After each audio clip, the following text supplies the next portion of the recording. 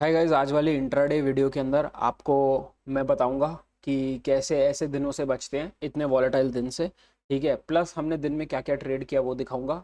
और एंड में वीडियो के मैंने आपको अपना थोड़ा सा माइंडसेट एक्सप्लेन करा है कि मैं किस माइंडसेट से ट्रेड करता हूँ। प्लस एक सेटअप समझाया है मैंने जो फेक ब्रेकआउट्स पे सेल करने का है। राइट, कि जैसे देखो ये ब्रेकआउट हुआ, ये बहुत ही अच्छा ब्रेकआउट था। अगर आप देखोगे तो ये ब्रेकआउट हुआ और हमने सेल करा, बाय नहीं करा, जबकि पूरी दुनिया इसको बाय बाय बाय रिकमेंडेशन कर रही थी। राइट, तो ये वीडियो पूरी देखना, एंड तक देखो। एंड में मैंने अपना माइंडसेट भी समझाया है और सबसे इंपॉर्टेंट वही होता है मेरे हिसाब से ट्रेडिंग में। और आज काफ़ी सेफ ट्रेड किया, कहीं पे भी एम एक बार लॉस में गया, मैक्सिमम 2000 के, उससे ऊपर लॉस में भी नहीं गया। ठीक है, तो वीडियो देखो पूरी। और गाइस, टाइम इज़ अबाउट 9:31। और अगर आप स्क्रीन पे देखो तो मेरी पोजीशन बहुत ही कम क्वांटिटी की है, दैट इज़ हाफ। जनरली 2000 होती है, अभी हाफ। दो रीजंस है। पहला, मार्केट में प्रीमियम नहीं है। ये देखो, अगर आप थोड़ा सा भी हर एक्सपायरी को प्रीमियम स्टडी करते हो तो generally we open at around 100 110। ठीक है, 80 तो बहुत ही कम है। मार्केट है ट्रेडिंग एट अराउंड 17 550, तो हम 500 550 का देखें तो 80 के आसपास प्रीमियम। ये एक्सट्रीमली लो प्रीमियम है। मतलब मार्केट अज्यूम कर रही है कि हम तो सिर्फ 80 पॉइंट मूव करेंगे यहाँ से, और उसका कोई चांस नहीं है। राइट, तो वो तो अपने पैर पे कुल्हाड़ी मारने वाली बात हो जाती है अगर मैं भी फुल साइज कर लूँ तो। और सोने पे सुहागा ये है कि दूसरा 10 बजे है आरबीआई का इवेंट। ठीक है, तो अब मैं ज़बरदस्ती का हीरो बनूं, फुल क्वांटिटी ट्रेड करूं, उससे बेटर है कि even if I lose year, मैं कम पैसे खोऊंगा। ठीक है, कम पैसे बनेंगे, बट ये याद रखना, पैसे कम बने या ज़्यादा बने, बनने ज़रूरी हैं। ठीक है, मैं तो आज स्किप कर देता अगर आज एक्सपायरी ना होती, बट क्योंकि आज एक्सपायरी है तो आई हैव टू ट्रेड। मतलब आज करना ही पड़ेगा। इतना कुछ, सिर्फ प्रीमियम कम है तो हाफ क्वांटिटी ट्रेड कर रहे हैं। बाकी 10 बजे के बाद देखते हो आरबीआई में वो क्या कहते हैं, मार्केट में डी के आता है कि नहीं आता। अभी तक एब्सोल्युटली नो डी के। ठीक है, उसके हिसाब से देखते हैं। और फिर मे बी अगर मार्केट में कोई स्पाइक आए प्रीमियम का तो मैं ऐड ऑन कर लूँगा रिस्क को और आई विल ट्रेड। बट अगर नहीं आता तो कोई दिक्कत नहीं है, थोड़े से पैसे बना के घर चले जाएंगे। ये हफ्ता बढ़िया जा रहा है क्योंकि एक्सपायरी बहुत अच्छी थी फिन निफ्टी वाली।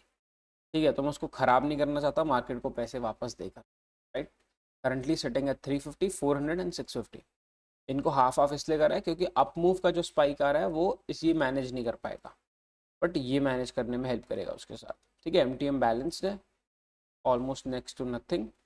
बाकी मैं आपको अपडेट करता हूँ जैसे भी होगा। Time is about 10:17।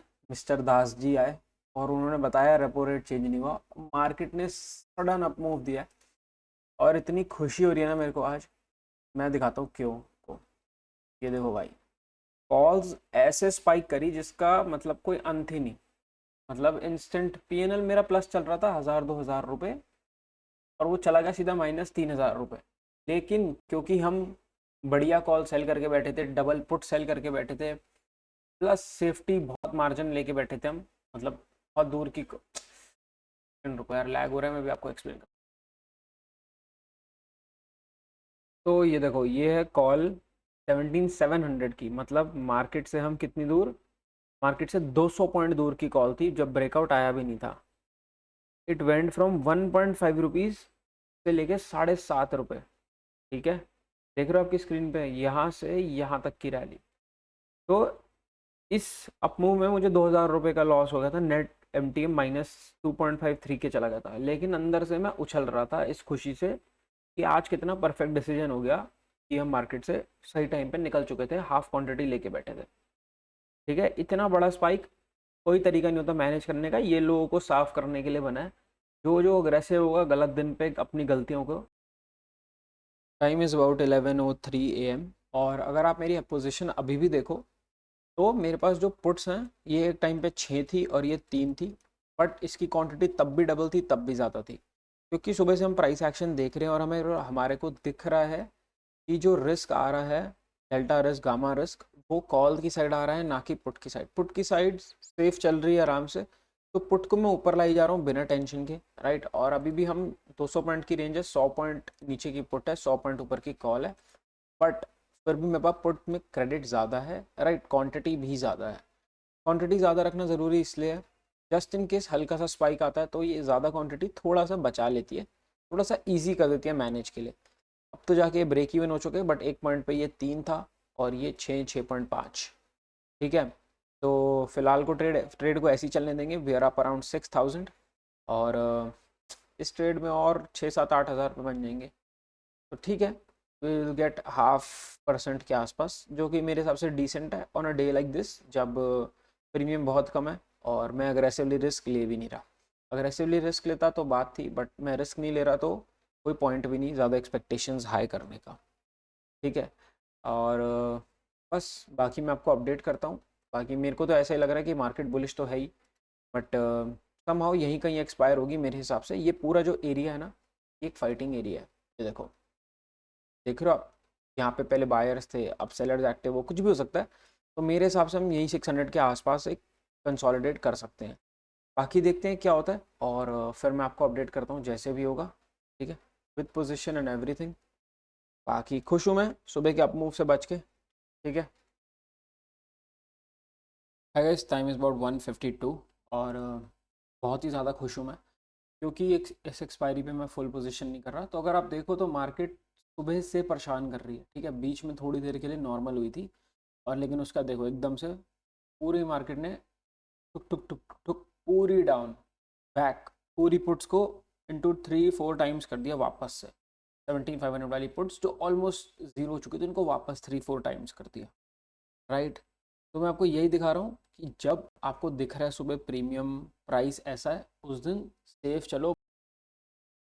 Guys time is about 3:18 और ब्यूटीफुल एक्सपायरी। ब्यूटीफुल इसलिए क्योंकि जो सुबह का डिसीजन था वो आज बिल्कुल इंटैक्ट रखा मैंने। साइजिंग बिल्कुल अप्रोप्रिएट रखी, कहीं पे भी साइज़ एक्स्ट्रा नहीं करा, एमटीएम को लॉस में जाने नहीं दिया। प्लस जो एक्सपेक्टेड था मार्केट में एग्जैक्टली वैसा हुआ। एक्सपेक्टेड था सुबह ही कि इतने बड़े बड़े स्पाइक्स आएंगे, प्रीमियम था नहीं, मार्केट वियर्ड से जोन में, आरबीआई मीटिंग, तो सारी चीज़ें ही अगेंस्ट थी आज के दिन। राइट, तो उसी हिसाब से ट्रेड करा। We made about 12,000। ये 16 दिखा रहा है क्योंकि एक एबीबी का शॉर्ट था। ठीक है, तो रफली अबाउट 0.5%। ये पोजीशन में सिर्फ मार्जिन ब्लॉक करने के लिए गया हूँ, क्योंकि आज सेटलमेंट है क्वार्टरली, तो क्वार्टरली सेटलमेंट में पैसे सारे वापसी भेज देते हैं, फिर उसे ट्रांसफ़र करो। ये 10-12 लाख रुपए रोक लेंगे, 10-15 लाख रुपए तो बच जाएंगे, तो जितना बचेगा उतना भेज लूँगा वापसी। ठीक है, और कुछ एक्सप्लेन करने को नहीं है मेरे पास, सिर्फ यही बोल रहा हूँ कि देखो मार्केट में क्या होता है। जैसे हमारे को एक एक्सपायरी अच्छी मिल गई ट्यूसडे को, राइट, वी मेड अबाउट 1.5%। वैसे ही अब एक टफ एक्सपायरी आई है। अब आज के दिन गोल ये होना चाहिए कि जितने भी प्रॉफिट बन रहा है, मेन गोल ये है कि लॉस नहीं देना। भले 2,000 बने, 5,000 बने, 0 रुपीज़ बने, लॉस नहीं देना, मार्केट को पैसे वापसी नहीं देने। मैं यही माइंडसेट के साथ करता हूँ। ठीक है, ये एक टेस्ट मैच की तरह है। आज मार्केट ने मुश्किल बॉल दी थी, तो मुश्किल बॉल पे सिर्फ आउट नहीं होना होता। ज़रूरी नहीं है कि हर बॉल पे आपको 6 मारना है। आज मुश्किल बॉल है, हम आउट नहीं होंगे, हमारे को 0.5% मिल गए, बहुत अच्छा। ठीक है, जैसी मार्केट इजी बॉल देगी हम फुल बैट घुमाएंगे, उस दिन हम आउट होने का रिस्क ले सकते हैं, क्योंकि उस दिन लूज बॉल थी और हम मेरे को 6 रन मिल सकते हैं। आज पैसे कमाने को पैसे थे नहीं, प्रीमियम है नहीं, पैसा बन सकता नहीं, मैं पागलों की तरह रिस्क लेता रहूँ, उस बात का कोई सेंस नहीं बनता। राइट, तो ठीक है, और एबीबी का ट्रेड एक्सप्लेन कर दूँ तो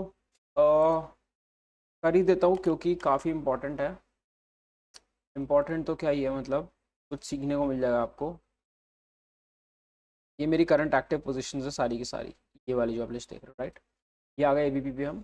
और अगर आप एबीबी का चार्ट देखो तो ये ब्रेकआउट हुआ था सुबह यहाँ पर, और ये मैंने ब्रेकआउट शॉर्ट करा, जबकि मैं ब्रेकआउट लॉन्ग करता हूँ, बट मैंने ये ब्रेकआउट शॉर्ट करा। क्यों? क्योंकि सारी दुनिया एबीबी को ट्रैक कर रही है।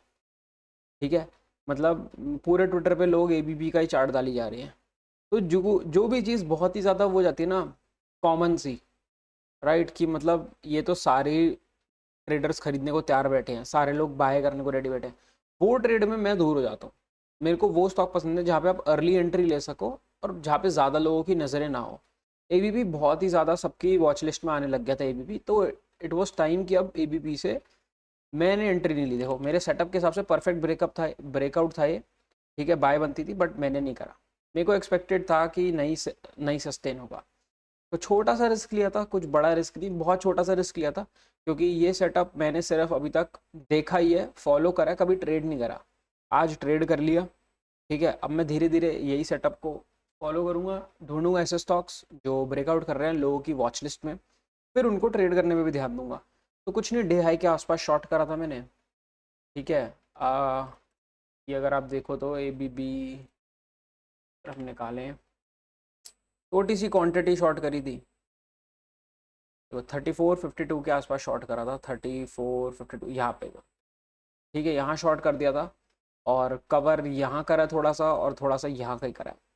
तो जहाँ पे भी कराओ, बट मेरे हिसाब से सेटअप काम कर गया। पैसों की बात नहीं है, भले लॉस होता कोई दिक्कत नहीं थी, बट सेटअप को याद करना, स्टडी करने के लिए आपको रिस्क लेना पड़ेगा तो ही याद होगा, ठीक है। तो ये चीज़ याद रखना, जहाँ पे सारी दुनिया कूद रही है वहाँ पे मत कूदो, वेट करो।